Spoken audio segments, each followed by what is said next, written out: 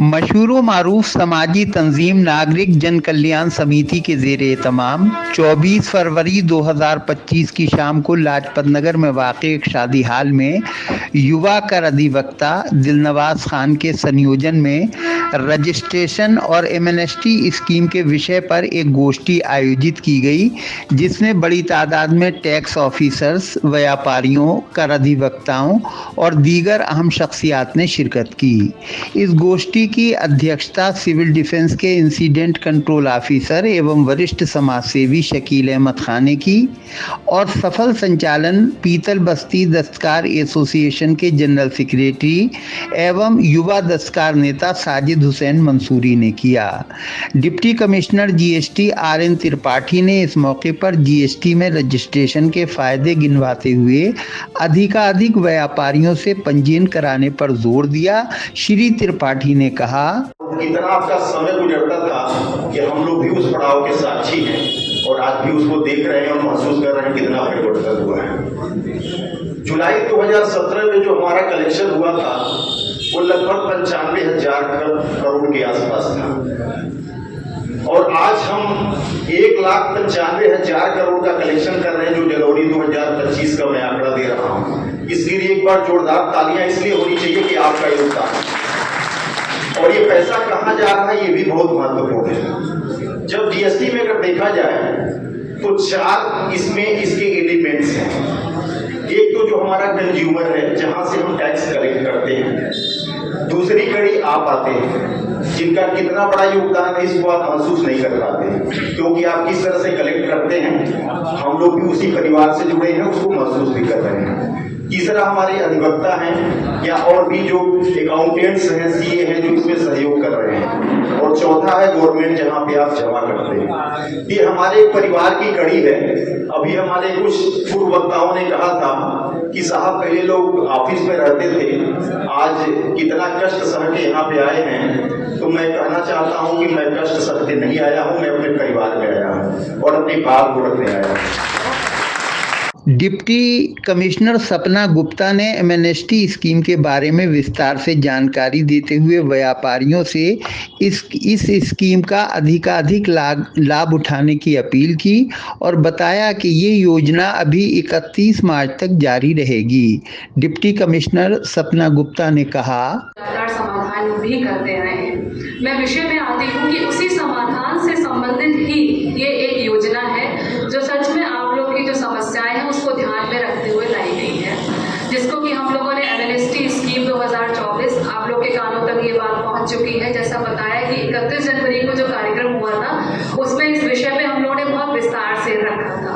सभी जानते हैं कि जीएसटी 2017 से लगा और उसके बाद हम लोगों ने रिटर्न फाइलिंग में हमें समस्या थी, अकाउंटेंट्स परिचित नहीं थे, अधिकारियों को भी पता नहीं था, कभी कोई आईटीसी गलत ले ली, कोई हमने टैक्स कम पे कर दिया। तो तमाम इस तरह की समस्याओं को देखने के बाद ये पता लगा कि काफी कुछ सरकार का रेवेन्यू है जो रियलाइज किया जा सकता है अगर हम इन रिटर्नों की जांच करें। क्योंकि शुरुआत में तो हम लोग ये मान के चल रहे थे, सरकार भी ये मान के चल रही थी कि सारे रिटर्न, सारे टैक्स, सारी आईटीसी ऑलमोस्ट सॉर्टेड है, इसमें कहीं समस्या नहीं है। लेकिन आप जानते हैं सरकार राजस्व के बिना नहीं चल सकती।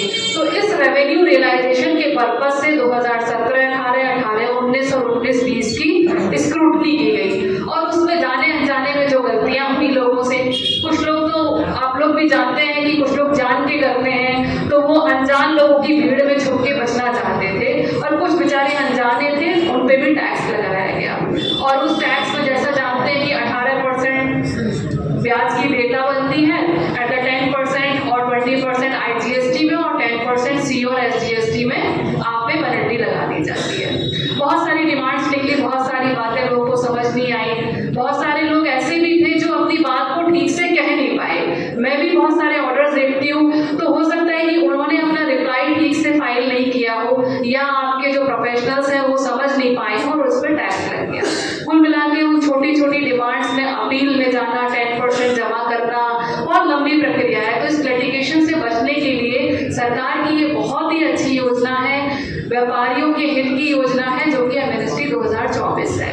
इससे पहले पूर्व सांसद एवं पूर्व मेयर डॉक्टर एस.टी. हसन ने अपने ख्यालात का इजहार करते हुए कहा, मैं माफी चाहता हूँ अपने अधिकारियों से, क्योंकि हमने शुरू से ही जीएसटी का विरोध करा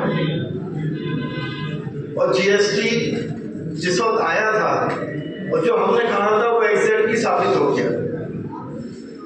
हमने पार्लियामेंट के अंदर भी विरोध करा और आज नतीजा ये है कि हिंदुस्तान का कोई आदमी ऐसा नहीं है जो जीएसटी टैक्स नहीं दे रहा।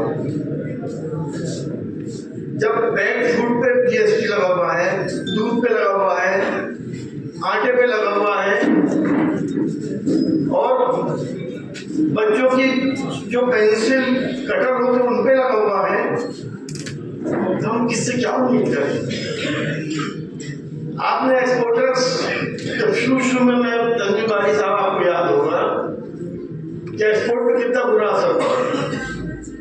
एक दौर हमने वो देखा है जब 22,000 करोड़ का एक्सपोर्ट मुरादाबाद था और जीएसटी आने के बाद एक दौर वो भी देखा कि 9,000 करोड़ का आ गया। कारीगर रिक्शा चलाने लगे और आज भी चला रहे हैं।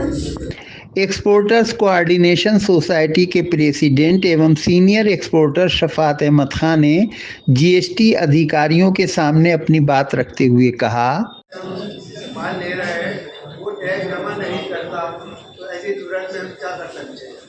दूसरे ये कि वो कहा जाता है कि जो जिसने वहाँ से खरीदा जैसे कि थर्ड पार्टी और फोर्थ पार्टी तक का भी हमसे बिलेम किया जाता है तो उसने जमा नहीं करा तो हम करें तो क्या ये दुरुस्त होगा। नायब इमाम शहर हजरत मौलाना मुफ्ती सैयद फहद अली ने ईमानदार ताजिर का मकाम व मर्तबा शरीयत की रोशनी में बयान करते हुए वाजिब टैक्स वक्त पर अदा करने की अपील की और कहा, देही लोगों के दिलों में डर सा पैदा हो जाता है कि पता नहीं कौन सी चीज। देखिए, हम और आप जो तिजारत करते हैं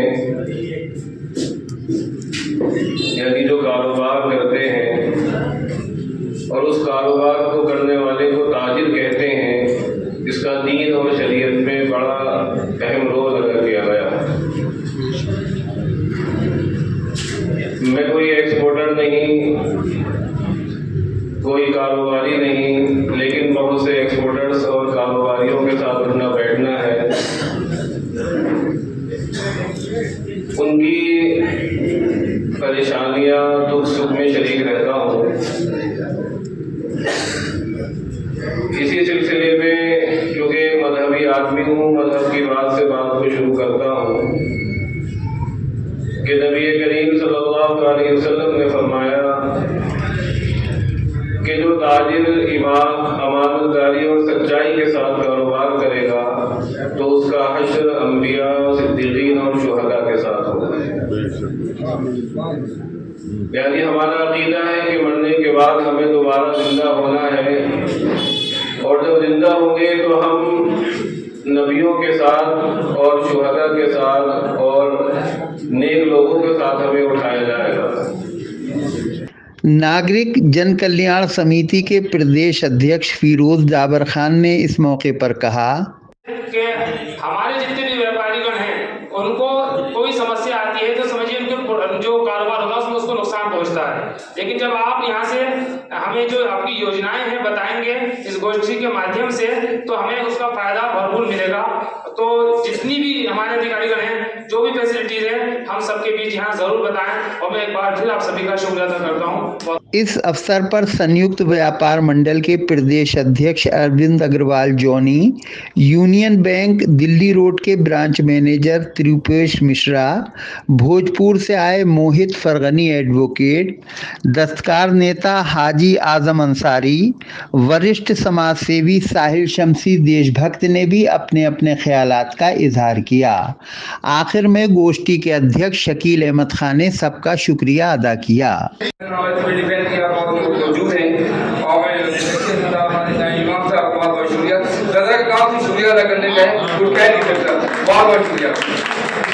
इस अवसर पर नागरिक जन कल्याण समिति की ओर से शाल उड़ाकर और खूबसूरत ट्रॉफी पेश करके deputy commissioner R N. Tripathi, Anoop Pandey, Ranjit Kumar, Vineet Kumar तथा सपना गुप्ता का सम्मान किया गया।